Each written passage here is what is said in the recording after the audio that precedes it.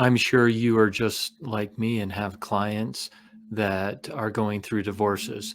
This is unfortunate and we feel bad about that. However, it is a reality and we need to know how to handle the divorces and the mortgages.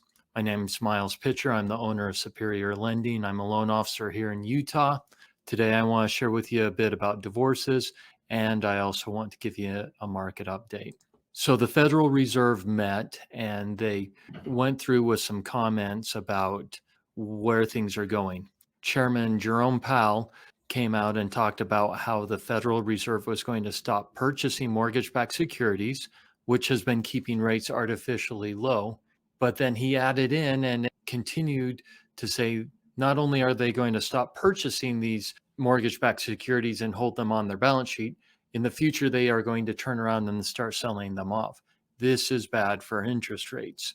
It's the opposite of them buying them. In addition to that, we are fully expecting them to raise the federal funds rate in March, and the best guesses right now are predicting even a 50 basis point hike in the rates. So everything's pointing towards rates continuing to move up. We'll watch it closely and see. This is the chart of the rates, and you can see that as the chart has moved down, rates have become worse. And then we've had a few little minor trends here where we've improved for a few days. Rates in the big picture and the long term are still great. Just be aware of what's happening in the market. You need to be ready to educate your clients. How many times have you heard a client say, "Oh, I heard on the news that the Federal Reserve is raising rates"? Well, the truth is the Fed fund rate does not directly tie to mortgage rates. Mortgage rates are independent of that and can move in many different directions. Federal fund rates do not have a direct correlation to the mortgage rates. Mortgage rates move separately. So, in fact, this March, as they raise rates, it may provide a time where there is a little improvement in mortgage rates as they raise the Fed funds rate. All right, today we want to talk about divorce and mortgage. Did you know that 50% average across the nation, couples get divorced? 60% average get divorced in their second marriages. So, regardless of what the real estate market's doing, regardless of where interest rates are going, there's going to be a need for helping these people with their homes, their mortgages, as they go through these divorces. So let's go through a few scenarios and options. Option number one for a couple that's getting a divorce and they own their home is to just turn around and sell the home. Great option right now. Lots of equity in homes right now. It's the cleanest solution. The division of the equity is easy to do at that point. I'm not a CPA, but just remember that if they sell the home as a married couple, they are allowed to have a capital gains exemption up to $500,000.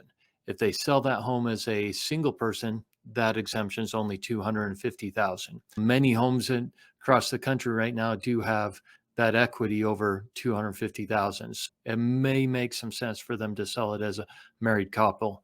Talk to their CPA on that one. And then it also makes it a lot easier for us to qualify either party for purchasing their next home. Option two is to retain the marital home. So our client wants to keep the home. They want to keep the kids in the same school. They want to stay in the same neighborhoods, same friends. So the first questions we ask is, can the person retaining the home afford the monthly payment on their own? Can they qualify on their own to do a refinance to get the X off of the mortgage?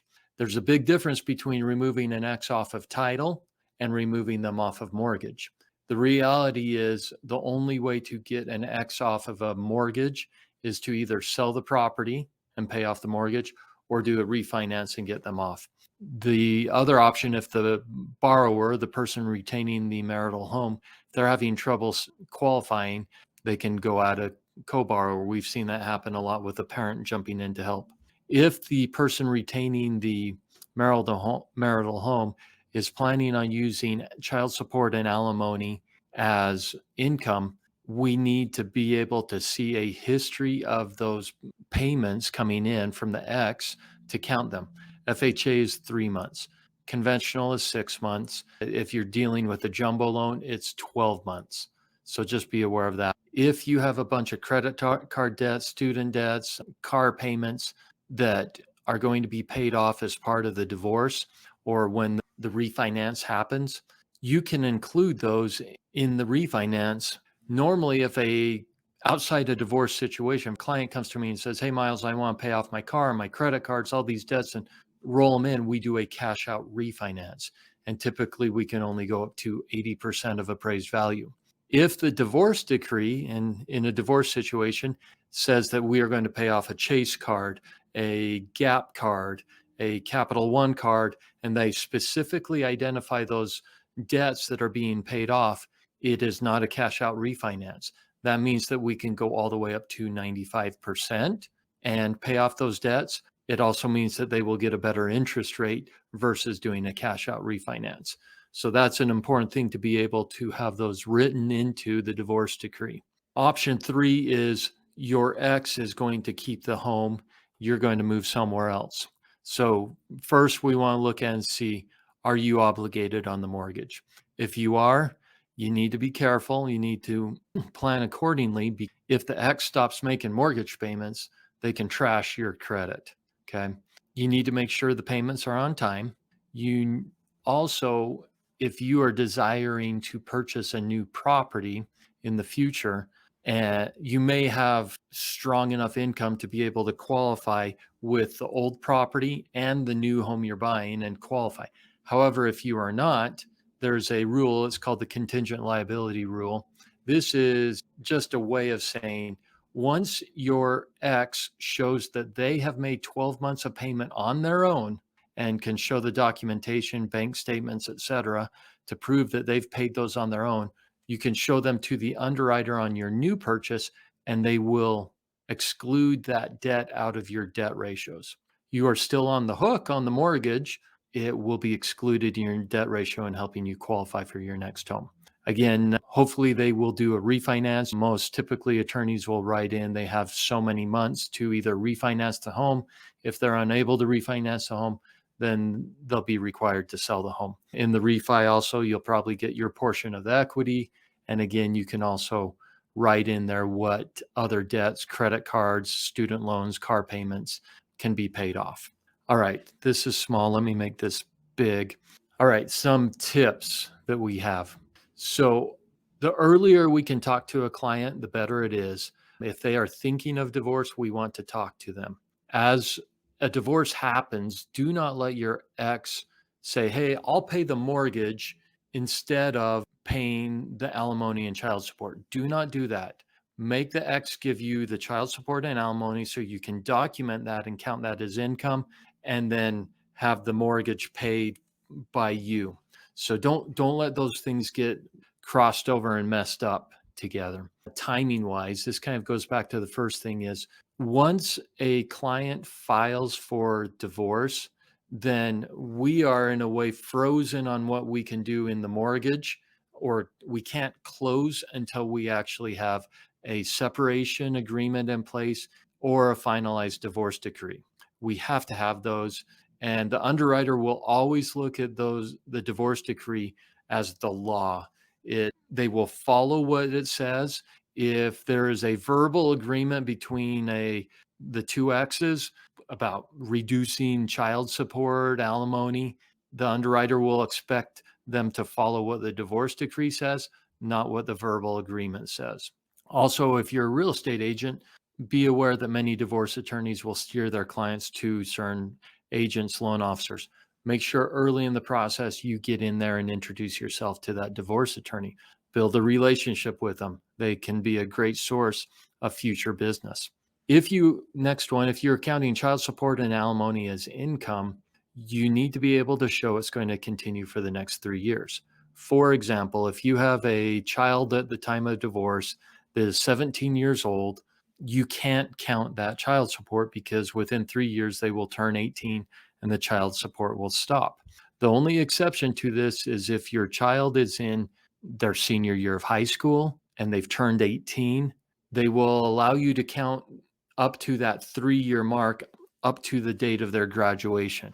So they may be 18 already, but they'll have up to, if graduation's in May, they'll allow up to that. Also, be aware if you are purchasing a new home and you have that responsibility of paying child support and alimony, you need to talk to a very well educated loan officer because child support and alimony can be treated separately. Most people think that it's going to be treated like a debt, which really hurts debt ratios.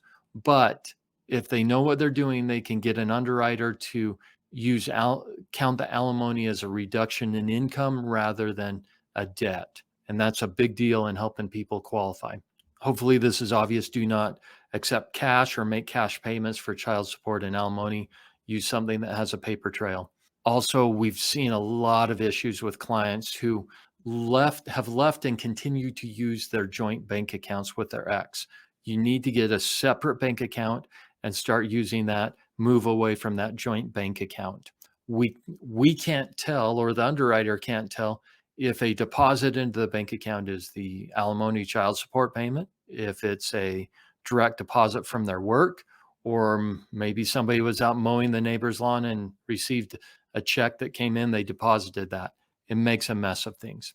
The last tip is to watch your credit carefully if you're going through a divorce. Put a freeze on your account so that nothing can change. And then also get with your loan officer, review your credit, look at what you are signed on as a joint borrower or co-borrower or authorized user. We have seen so many times and too many times people getting hurt in their credit scores by their ex just not making payments and trashing their credit.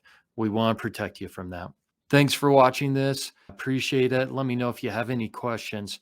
Have a great week. Miles Pitcher with Superior Lending.